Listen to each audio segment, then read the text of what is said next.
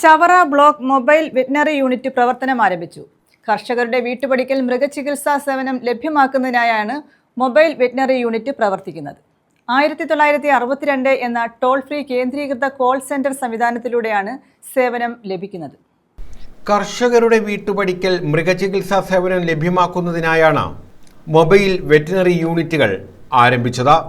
1962 എന്ന toll free നമ്പറിലുള്ള കേന്ദ്രീകൃത call centre സംവിധാനത്തിലൂടെയാണ് mobile veterinary യൂണിറ്റുകളുടെ സേവനം കർഷകരുടെ വീട്ടുപടിക്കൽ ലഭ്യമാക്കുന്നത്.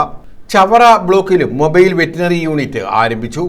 അരനെല്ലൂർ വെറ്റിനറി പോളിക്ലിനിക്കിൽ സംഘടിപ്പിച്ച യോഗത്തിൽ doctor Sujith Vijayan Pillai MLA veterinary യൂണിറ്റിന്റെ ഉദ്ഘാടനം നിർവഹിച്ചു. ഇതുതന്നെയാണ് തൊട്ടപ്പുറത്ത് ഇനി വരാൻ പോകുന്ന പന്മന പഞ്ചായത്തിലെ ആയുർവേദ ഹോസ്പിറ്റലും. കൂടുതൽ പേര് വരുന്നത് കരുനാഗപ്പള്ളി മുനിസിപ്പാലിറ്റി എന്നുള്ളവരാണ്. അവിടെ പിഴിച്ചിലും ഒക്കെ ബുക്കിംഗ് റൂംസിനൊക്കെ ബുക്കിങ്ങാണ്.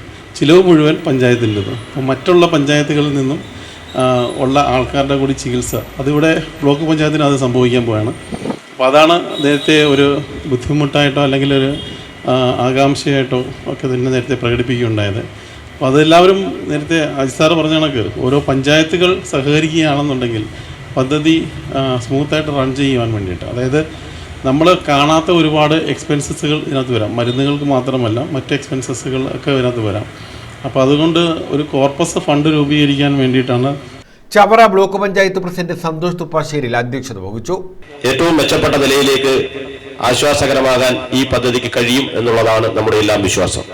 എല്ലാ ബ്ലോക്ക് പഞ്ചായത്തുകളും ഇതുമായി ബന്ധപ്പെട്ട പദ്ധതികൾ തയ്യാറാക്കുന്നതിന് മുമ്പ് തന്നെ നമ്മുടെ അന്ന് വെറ്റിനറി ഈ ഹോസ്പിറ്റലിന്റെ ചുമതല ഉണ്ടായിരുന്ന പ്രമോദ് സാർ നിർദ്ദേശിച്ചതനുസരിച്ച് നമ്മൾ അഡ്വാൻസ് ചെയ്ത് തന്നെ ഇതിനുള്ള മെഡിസിൻ ഉൾപ്പെടെയുള്ള പ്രോജക്റ്റുകളുടെ ഭാഗമായി തുക വകയിരുത്തിയിട്ടുണ്ടായിരുന്നു. ഇനി ഇതിന്റെ ദൈനംദിന ചിലവുകളിലേക്ക് അതിന്റെ പെട്രോൾ അടക്കം ആവശ്യമായിട്ടുള്ള ചിലവുകളിലേക്ക് നിർവഹിക്കപ്പെടേണ്ടത് ബ്ലോക്ക് പഞ്ചായത്താണ്. Senior veterinary surgeon doctor Somy Thomas സ്വാഗതം പറഞ്ഞു. ജില്ലാ മൃഗസംരക്ഷണ ഓഫീസർ ഡോക്ടർ അജിത് AL പദ്ധതി വിശദീകരിച്ചു.